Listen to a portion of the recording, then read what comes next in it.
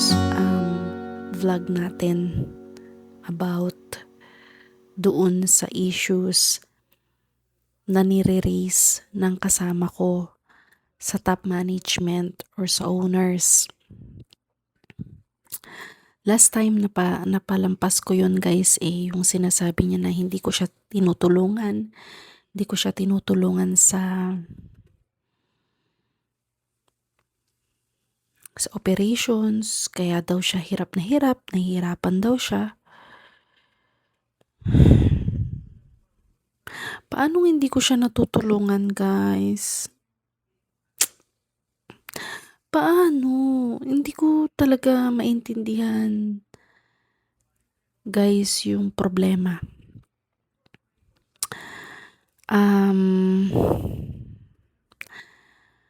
Hindi ko talaga maintindihan yung point nila. Gusto ko sumandal kasi masakit talaga yung katawan ko. Ayan. Sandal tayo guys. Kahit man lang dito ma-relax tayo, no? Hindi ko talaga maintindihan guys kung papaano yung ay tawag na guys. Yung takpan ko na nga lang yan guys. Hindi na lang ako kikilos basta nakatakip yan dyan ha. Hindi ko talaga maintindihan guys kung bakit ganun yung nangyayari.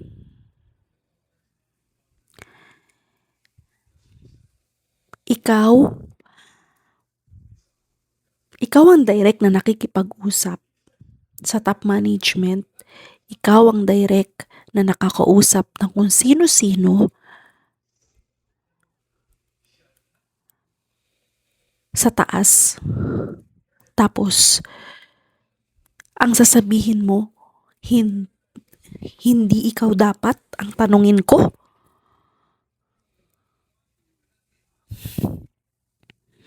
Paano nangyari yun?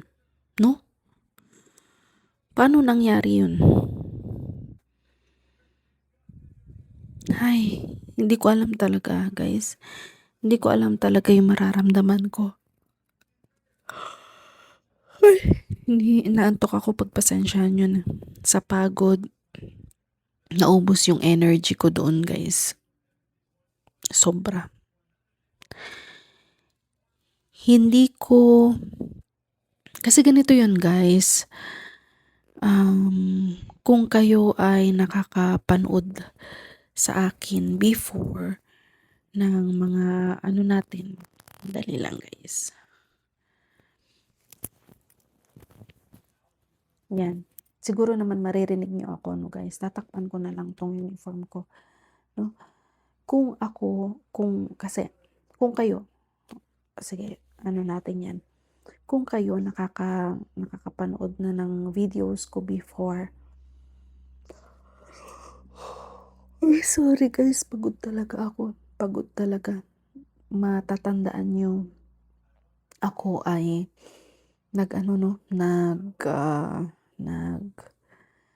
nagkwento sa inyo sa journey natin dito about dun sa kasama ko na sabi ko sa inyo ay na ganun din rin lang naman pala kasi lahat ng nire-report niya sa employer is ang parang siya lagi nahihirapan, siya lagi yung nag-a-adjust, and kailangan niyang i-cut yung hours ko dahil mataas nga ang labor. At the same time, gusto nila ay magtrabaho ako as a store manager. Paano?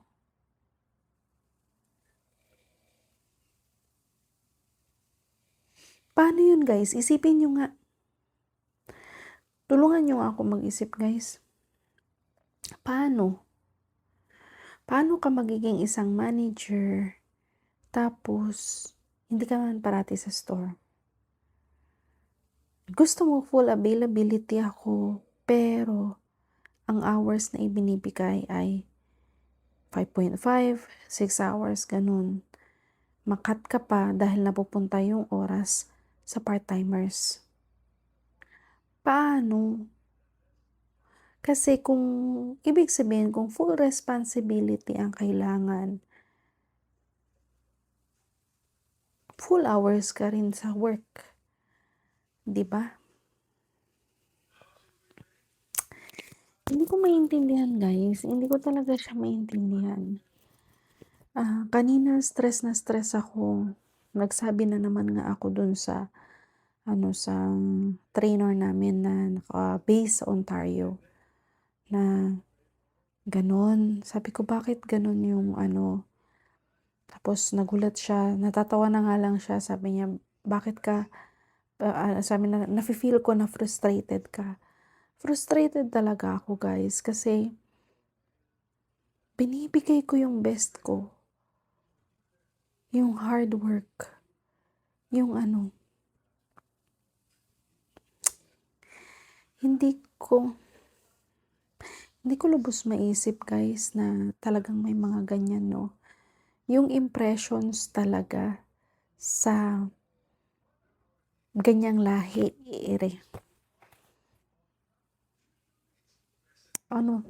sinabihan din ako ng trainer namin na Pilipina na, dali. Hi guys. So ayan tayo. Dito na lang muna tayo mag-vlog sa bahay kasi sobrang nangihina ako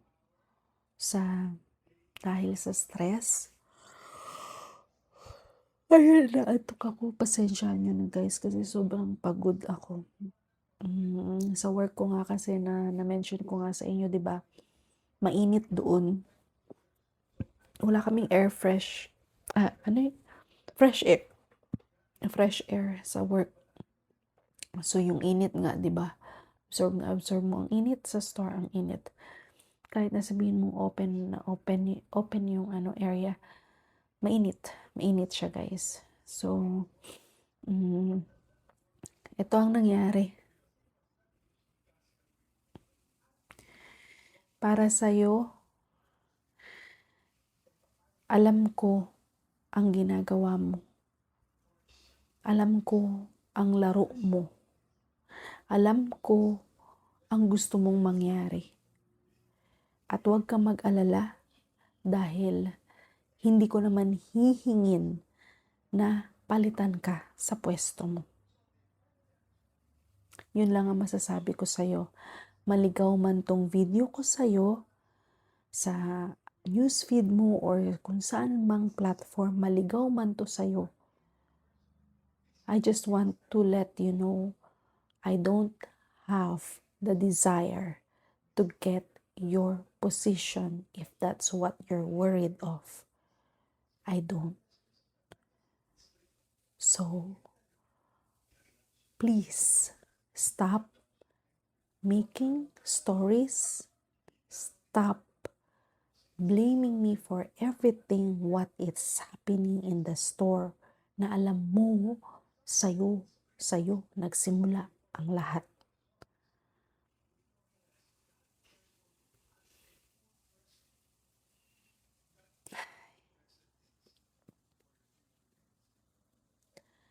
Sobra guys.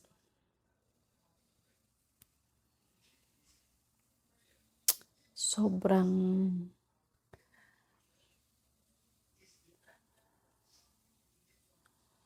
masasabi kong sobrang toxic. Humihingi ako ng sign ngayon kay Lord kung eto na ba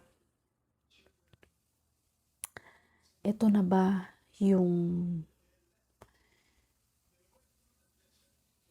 sign para i-let go ko na tong trabaho na to.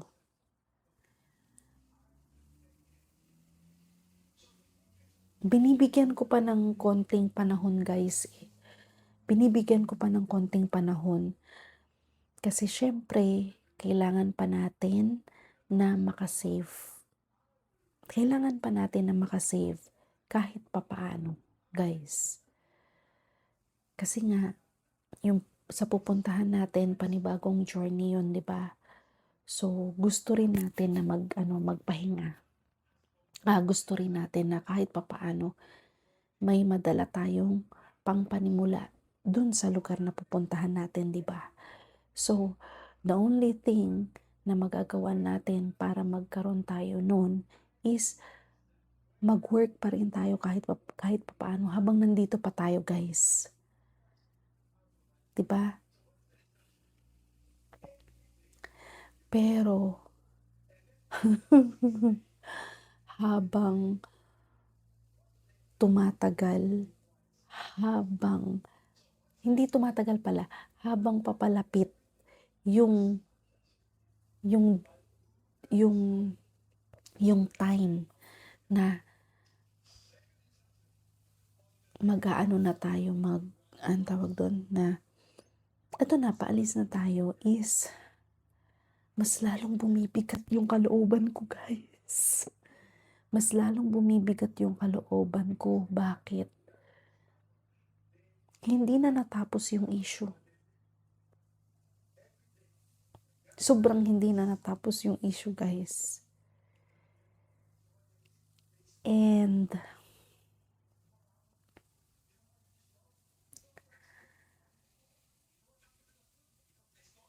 sobrang speechless ako, guys. Ganito kasi ako kapag yung hindi okay yung pakiramdam ko, yung hindi okay yung kalooban ko. Sobrang speechless ako. Minsan, ang ginagawa ko, yung matutulala na lang ako. Yung parang ayokong isipin. Gusto ko blanco yung utak ko. Kasi once na gumana na naman yung utak ko, yun at yun ang maiisip ko. Yun at yun ang papasok sa ano ko. So, yun yung nahihirapan ako. Kasi,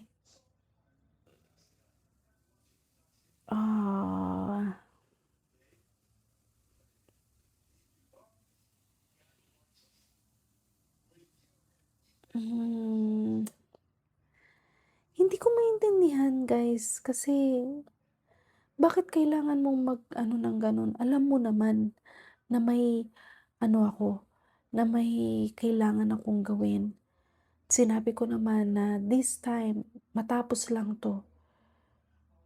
'Di ba? Pero hindi. Talagang hindi niya naiintindihan. Tapos sinabihan niya pa ako, kasi guys, ito kukwento ko sa inyo, guys, ito. Yan, hindi ko na alam na naman kung saan ako, kasi ganito, guys.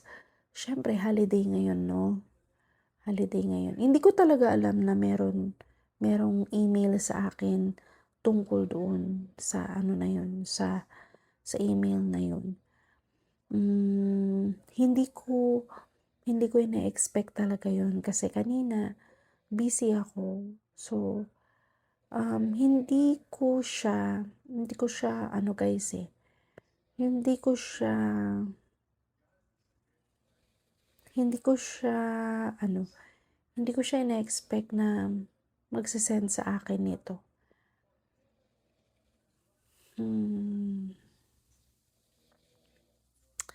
Kasi ganito yun, guys. Naka-receive ako ng email galing sa head office namin.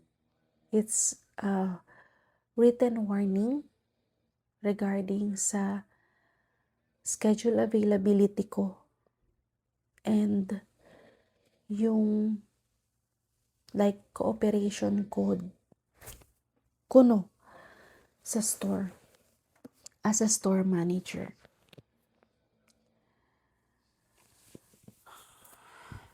As a store manager, guys.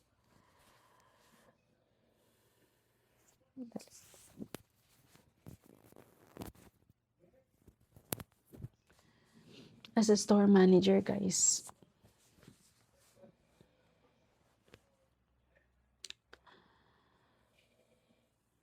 Nung nabasa ko yun, written warning, hindi ko pa masyado na no. Then nung nabasa ko, sabi ko, ano to? Minessage ko siya. Message ko yung kasama ko. Sabi ko, ano to? Hindi ko to naiintindihan. Bakit may written warning? Ang nakalagay kasi doon sa written warning, guys, basahin ko sa inyo, ha. Dali lang, guys. Basahin ko sa inyo para may idea kayo.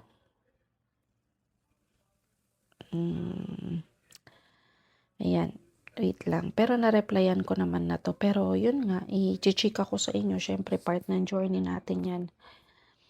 Sabi. This letter serves as a formal written warning regarding ongoing concerns related to your availability, cooperation with scheduling requirements, and communication regarding shift assignments. Di ba? As per your discussion, you have advised management that your availability is limited due to personal commitments. Hindi ko siya sinabing limited. Kasi ganun din yun, guys, eh.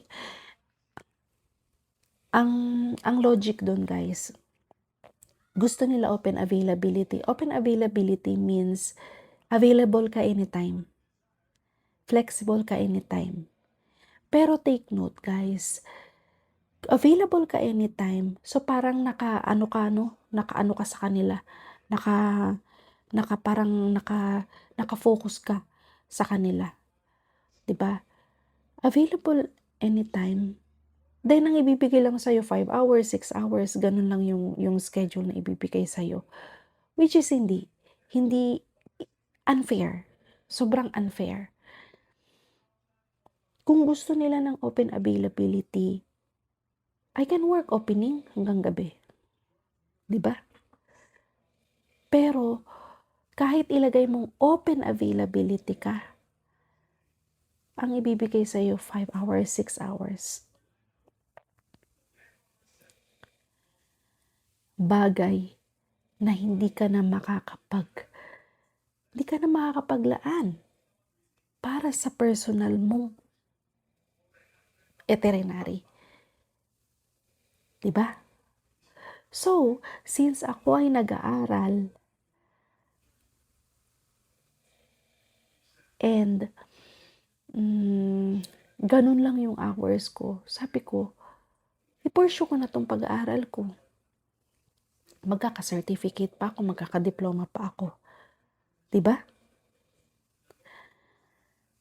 Ngayon, ang ano doon ay open availability naman ako ng weekends. Okay? Yun ang pinaka-importante. Yung weekends. Parang ang gusto kasing mangyari, yung kasama ko, magpapang-umaga lang siya. Tapos, ako lagi ang panggabi. Para sa akin, okay lang rin yun. Pero gusto ko rin naman kasing umuwi ng maaga. No? Kasi sa hapon, iba kasi yung lakas. Alam mo yun, yung gigising ka ng maaga, maliligo ka, papasok ka sa trabaho. Sa hapon kasi, medyo guys.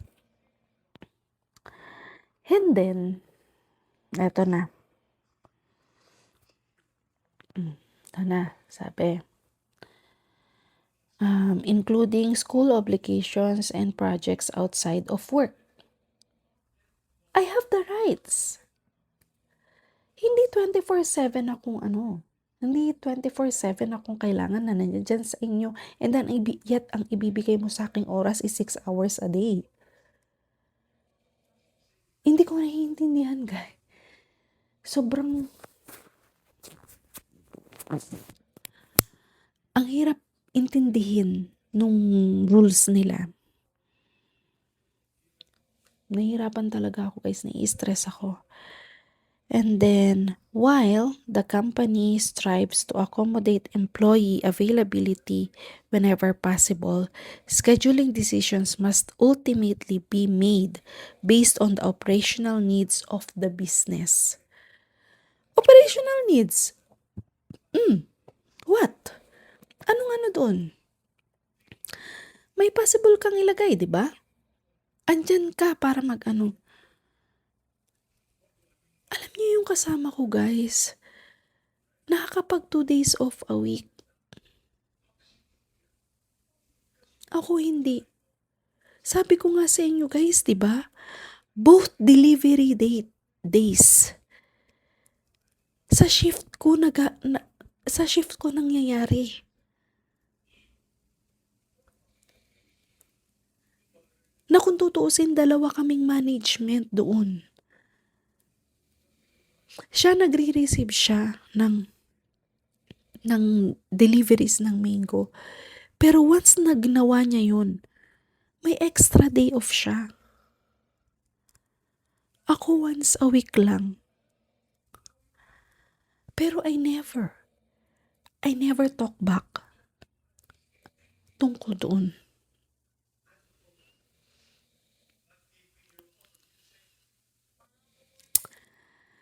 Sobrang hindi ko alam kung papaano siya magsumbong. Hindi ko alam kung papaano niya It depends how on how you relay the feedback. Sabi niya, nagbigay lang naman ako ng feedback, lang rin naman ako. It depends how you relay the feedback. Tama?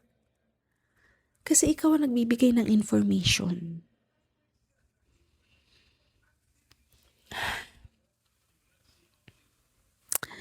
Tapos meron pa ditong nakabulet guys, sabi complaints and objections to scheduled hours after schedules have been prepared. Wala akong objections. Kasi tinatanong niya ako kung bago niya i-up ang schedule, anong gusto mong day off. Mamimili ako. Day off na nga lang, hindi pa ako makapili. Diba? Sobra naman ata yun. Day off na lang, hindi ko pa mapili. Diba? Ay. Hindi ko alam. Request for additional staffing during your assigned shifts when operationally unnecessary.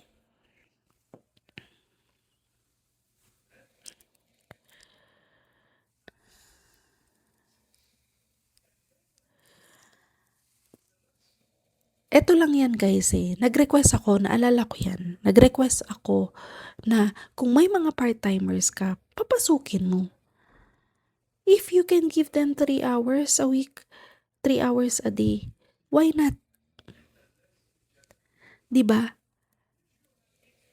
Kasi nag-request na nga ako ng day off ko ng Tuesday. Kasi Tuesday, Friday ang delivery guys. Ngayon ang ginawa niya, para salo ko pa rin ang delivery guys. Nilagay niya ng Monday ang deliveries. Nilagay niya ng Monday ang deliveries at nilagay niya akong opening ng Monday. Siya day off.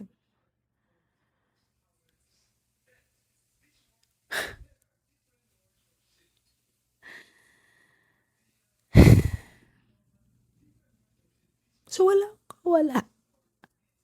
wala akong kawala.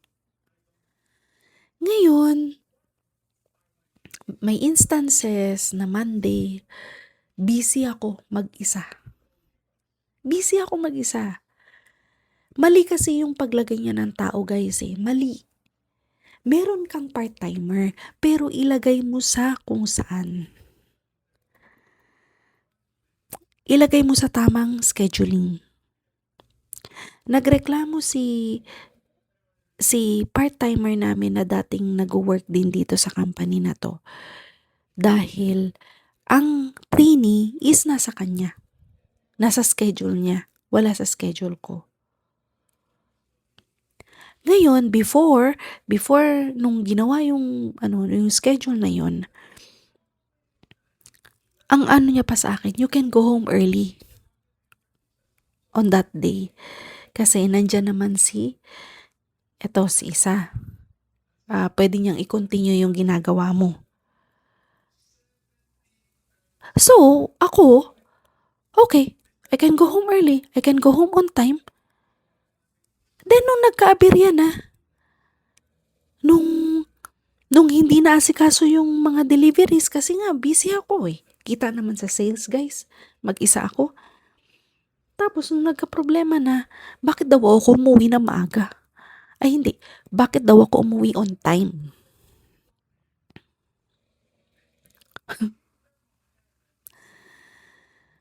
Kaya sinabihan ko siya na kapag nagstay ako beyond dun sa schedule na shift ko, tinatanong mo ko bakit nandiyan ka pa sa store. Kapag umuwi ako on time, ano sabihin mo, bakit umuwi ka na maaga?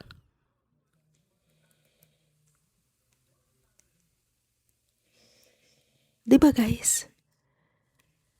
nakaka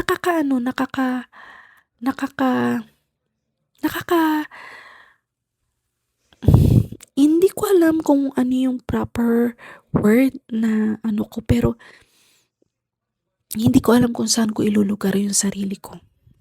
Yun yung sabi ko sa kanya eh. Hindi ko alam. I don't know how I will put myself, like, I don't know where I will put myself. If I stayed longer, you're asking me, you immediately texting me why you're still in the store. Why I can still see your name in the system. Umuwi ako on time, nagka-problema, sabihin mo sa akin, bakit ako umuwi on time? Store manager ako guys. Store manager ako. Pero ganun ako kinokontrol ng kasama ko. Dahil 5 taon na siya sa company. Ako bago lang kasi ako guys. 1 year pa lang ako sa company. Then, yun nga. So, nagsabi ako sa kanya, ayusin mo yung schedule. Kasi, naglagay siya ng part-timer sa closing.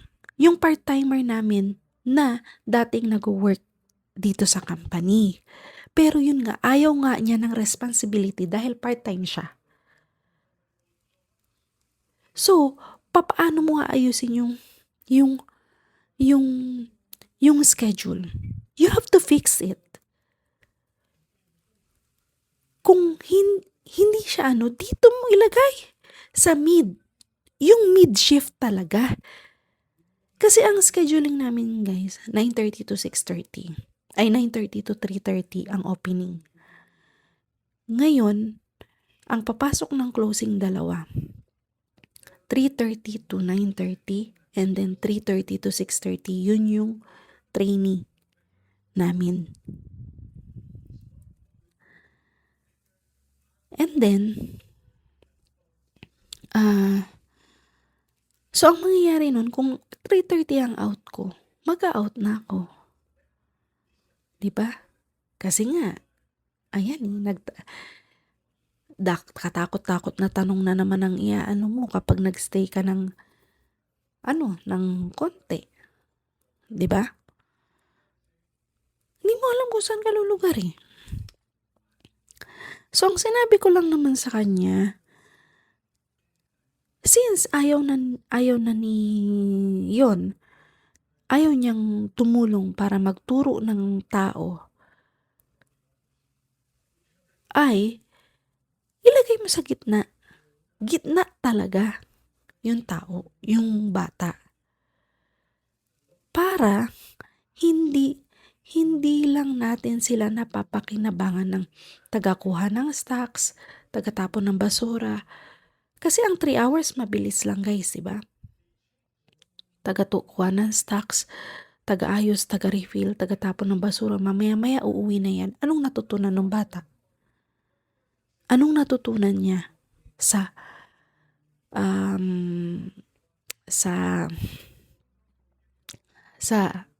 operations? Wala, 'di ba? Yung nangyari kasi yung incident na yun guys, na Monday na yun na umuwi ako on time. Kasi ang dami na talagang tao noon, pagod na ako. And I remember na sinabi niya talaga yun na pwede kang umuwi ng maaga kasi nandyan naman si ano. So, ako, uwi na ako. Kasi, guys, yun yung medyo na-demotivate ako talaga. Kung nanonood kayo sa aking video, na-demotivate talaga ako. Kasi guys, wala ngang authority. Wala akong authority sa decision making. Hindi ko alam kung ano yung tinatakbo ng figures ng store, expenses. Nagsasuggest ako ng ikagaganda ng store, hindi pinakikinggan. Pag nalilate yung mga tao, pag may concerns yung mga tao, direct sa kanya nagsasabi, wala sa akin. Kapag nagtanong ako, parang nasabi ko na sa kanya, bakit mo pa tinatanong? Di ba yung mga ganong bagay?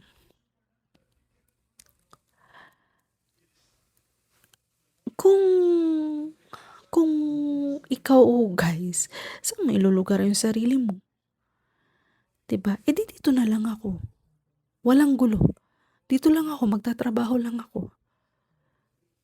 Pero kapag nagkakaaberya nga kasi, ang sasabihin, you're the store manager, you're the store manager, you're the store manager.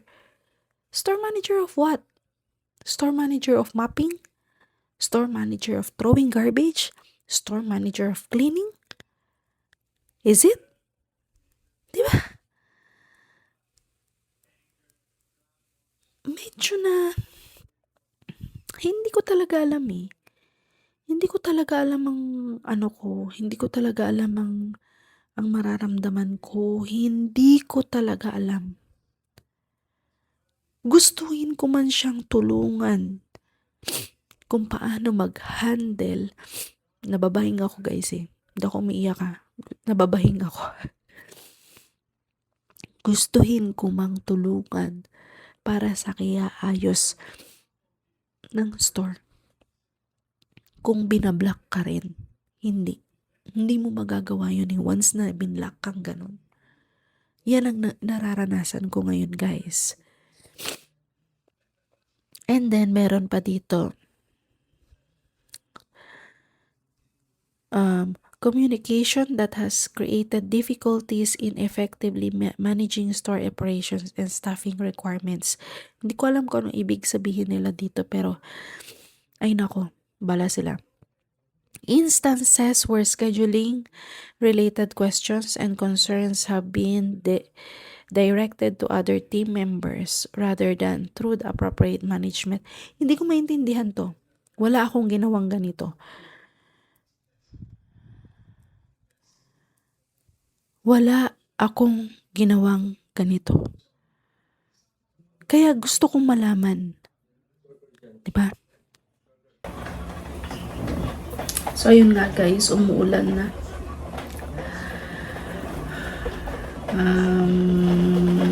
Sobrang hindi ko alam talaga yung mararamdaman ko guys sa mga ganyang tao, no? Nanghingi ako ng extra staff, para extra hands, para gawin, di ba? Yung mga bagay, lahat ng ano.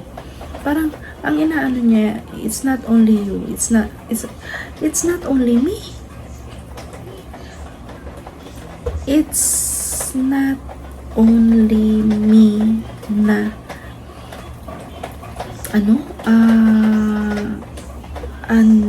kumbaga,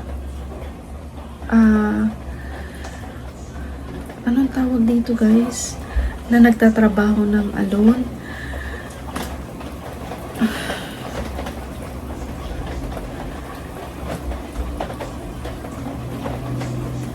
Nagtatrabaho ng alone eh.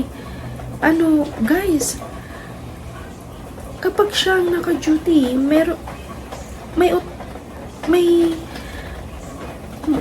pwede pwede siyang tumawag ng part-timer para mag-duty. Makikita naman yan sa labor eh. Makikita naman yan sa labor. Bakit kakailanganin mo yung isang part-timer na ipinagsisiksikan mo kasi lahat ng part-timer. Tapos ikakat mo yung hours ko. Oh. Bakit mo kailangan ikat yung hours? Diba? Gusto mo ng open availability, bigyan mo ng malaking oras. Kasi hourly rate tayo dito. Pero kung gusto mo ng open availability, tapos ang oras mo is 5 hours, 5.5 hours lang. Diba? Gusto mo full responsibility. Pero yung sahod mo, ganun lang. Kung kayo guys, diba? Ayoko nang pahabain ng sobra yung discussions natin dyan, yung kwento-kwento natin dyan guys, kasi it's not worth it para pag-aksayahan. Nakwento ko lang sa inyo, nailabas ko na yung nararamdaman ko, yung bigat ng kalooban ko, yung tension na nararamdaman ko, nailabas ko na, and okay na ako doon.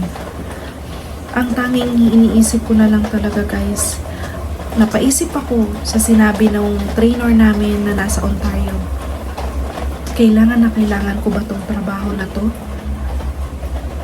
para magstay? Para isacrifice ko yung mental health ko, yung emotional stress na nararamdaman ko. Kailangan ko ba?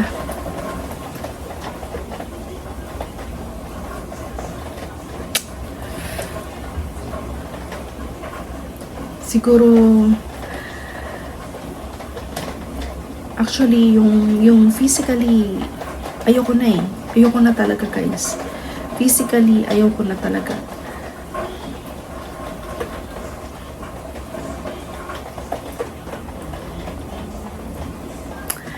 Comment down below guys.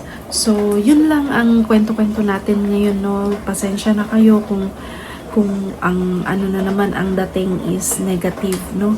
Negative ang dating dahil dito sa trabaho natin. Pero guys,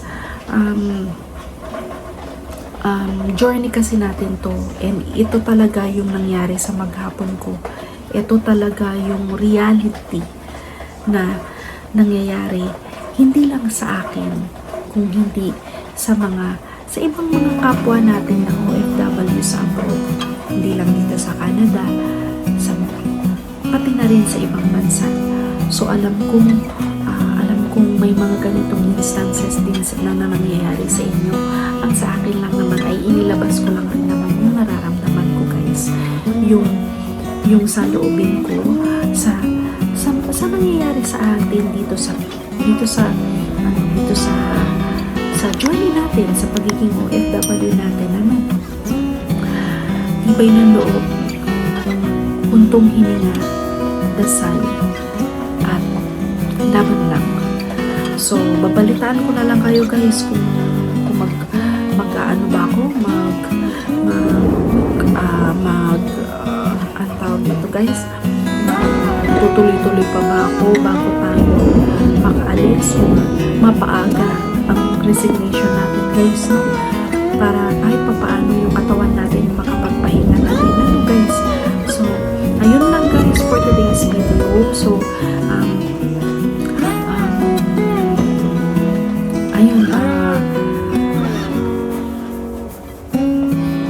support niyo naman po itong channel na to by clicking yung like, share and subscribe button, and then sa mga nanonood sa akin dyan na magpapasensya nyo na po kasi talagang yun talaga yung pinagdaanan ko sa maghapon ko ngayon. So wala akong maitatago din, diba?